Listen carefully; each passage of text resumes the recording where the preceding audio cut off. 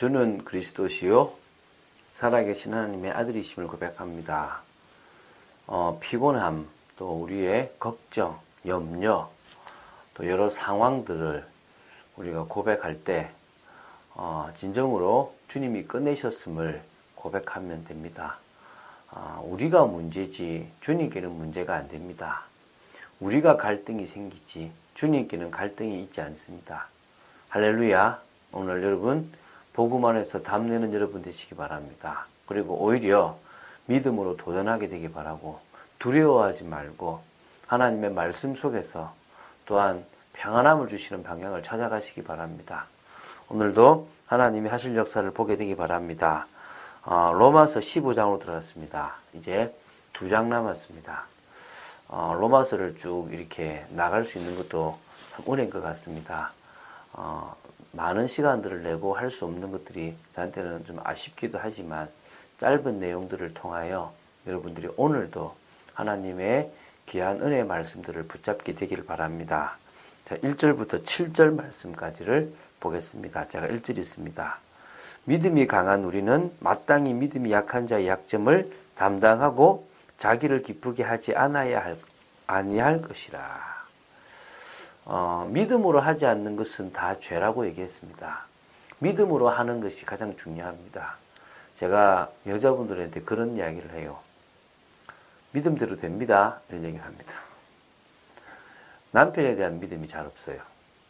남편을 오래도록 지켜보다 보니까 남편에 대한 두려움도 있고 남편에 대한 불신도 있고 남편에 대한 고정관념도 생겨버렸습니다. 그래서 남편은 이런 사람이야. 남편은 이럴 거야 라고 생각해버립니다. 아시기 바랍니다. 예수님은 쓰레기 같은 인간도 바꾸십니다. 예수님은 그 어떤 사람도 못 바꾸시는 게 없습니다. 중요한 거는 내가 원하는 이 사람이 바뀌어야 되는 것이 아니라 하나님이 이 사람을 바꾸시려고 마음먹으시면 무조건 바뀌게 되어 있습니다. 근데 우리가 하나를 믿어야 됩니다. 우리가 진정으로 응답받고 축복 누리려면 우리 남편이 바뀌어야 되고 또 내가 바뀌어야 된다. 그런데 하나님은 도저히 바뀔 수 없을 것 같은 이 사람을 바꾸실 수 있다. 능력의 하나님이시니까. 그래도 저 쓰레기 같은 인간보다는 우리 남편이 나은 거 아니냐. 귀한 거 아니냐. 분명히 된다. 믿자. 남편을 믿는 것이 아니라 남편을 바꾸실 하나님을 믿자. 믿습니까? 저는 믿음으로 나아가려고 합니다. 여러분도 믿음으로 나아가시기 바라고요.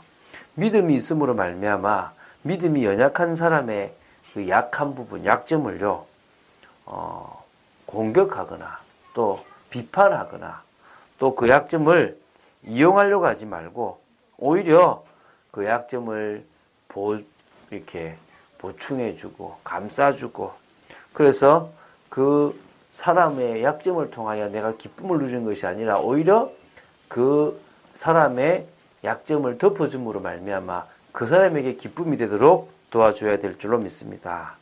우리 각 사람이 이웃을 기쁘게 하되 선을 이루고 덕을 세우도록 할지니라. 사랑이잖아요, 사랑. 사랑이기 때문에 이웃을 내 몸처럼 사랑합니다. 이웃을 내 몸처럼 사랑한다는 말은 진정으로 나의 기쁨이 아니라 이웃을 위한 기쁨, 또 이웃에게 유익되는 방향, 그 모든 것들로 우리는 갈 수 있는 겁니다. 그리스도께서도 자기를 기쁘게 하지 아니하셨나니 기록된 바 주를 비방하는 자들의 비방이 내게 미쳤나이다 함과 같으니라. 주님도 이 땅에 오셔가지고 자기를 기쁘게 한 것이 아니라 오히려 하나님을 기쁘시게 했고 또 오히려 다른 부분에 하나님이 영향을 미치셨습니다. 정말 여러분 이 주를 비방하는 자들의 비방이 나에게 미쳤다. 지금 보십시오. 예수님의 고난이 바로 비방하는 자들을 위한 것입니다. 그리고 자신을 위한 일이 아니라 비방하는 어리석은 인간들을 위한 것입니다. 그런데 사람들은 욕합니다. 저 사람은 자기 잘못이기 때문에 저 벌을 받는다라고.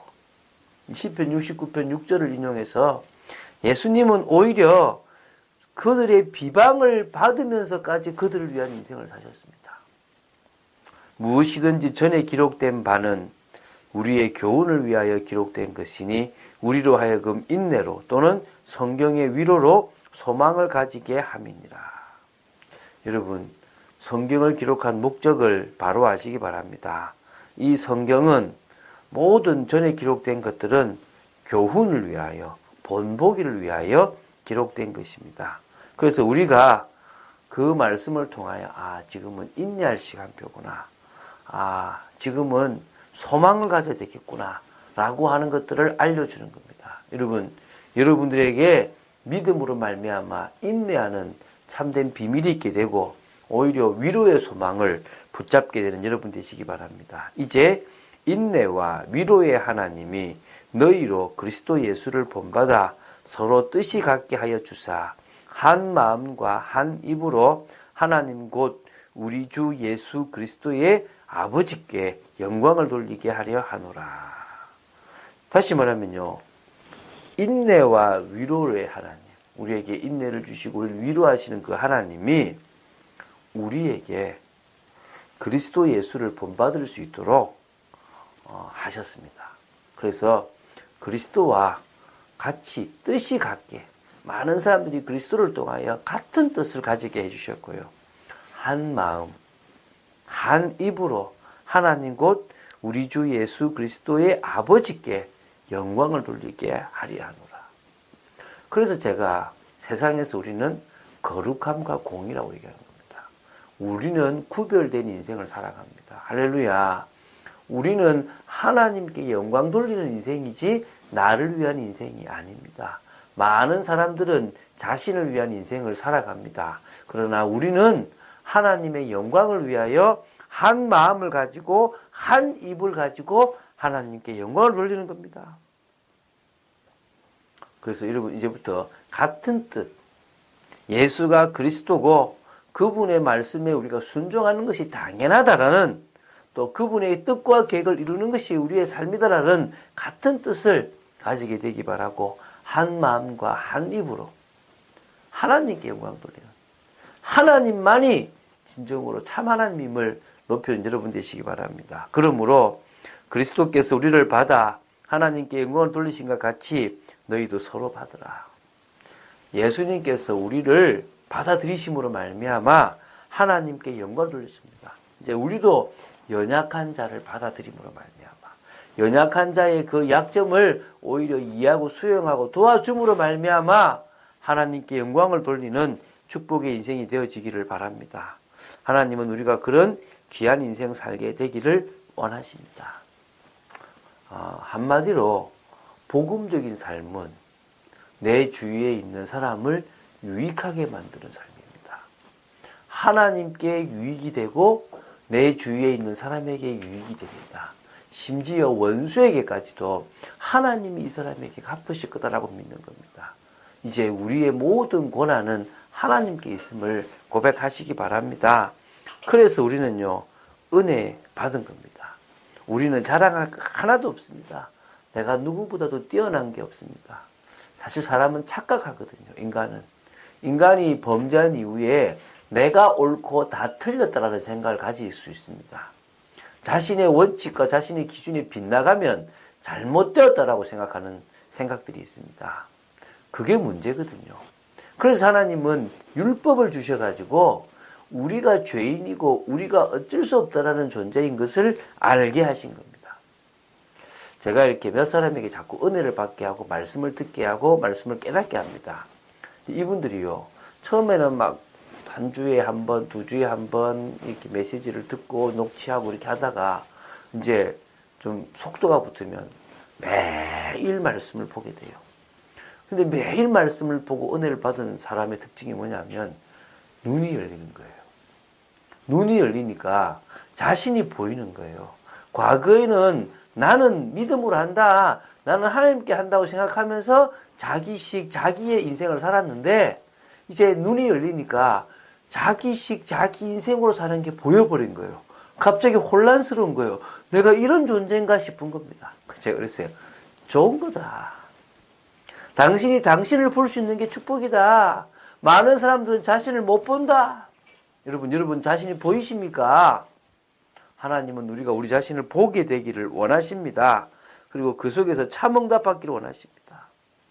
요셉은 봤다니까요. 자신의 현장 속에서 하나님의 계획과 뜻을 봤다니까요.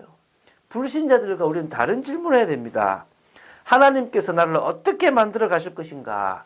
하나님께서 나에게 원하시는 것은 무엇인가? 이게 우리가 해야 될 질문입니다. 요셉은요, 어머니가 없는 가운데 많은 형들과 오히려 배다른 어머니 속에서 외로움을 느꼈습니다. 오히려 요셉은 노예의 괴로움 속에 있었고 막막한 감옥으로 인도받았고요. 애굽의 총리로 가는 인생을 살았습니다. 완전 끝에서 끝으로 갑니다. 근데 그 모든 것의 이유를 깨달았습니다. 우리는요, 나쁘면 왜 이래 이랬습니다. 좋으면 이야 좋다 이럽니다.